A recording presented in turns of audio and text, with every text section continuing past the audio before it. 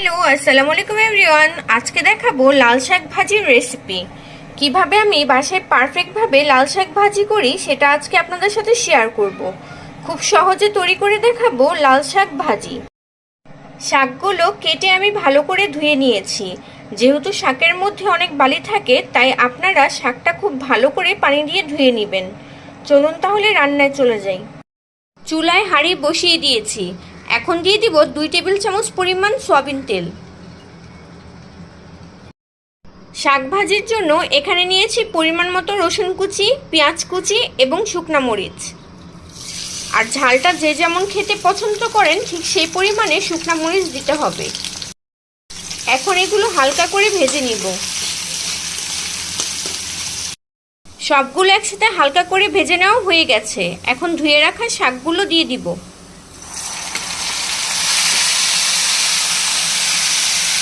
এখন দিয়ে দিব পরিমাণ মতো লবণ। এখন সবগুলো একসাথে ভালো করে নেড়ে নিব।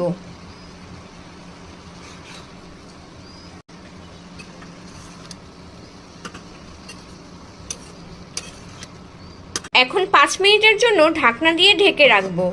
আর চুলার তাপটা মিডিয়াম আঁচে থাকবে। 5 মিনিট পর ঢাকনা খুলে দেখে নিব। দেখুন, শাকের থেকে কিন্তু অনেক পানি বের হয়েছে। এই পানিগুলো কিন্তু একদমই ফেলা ঠিক না।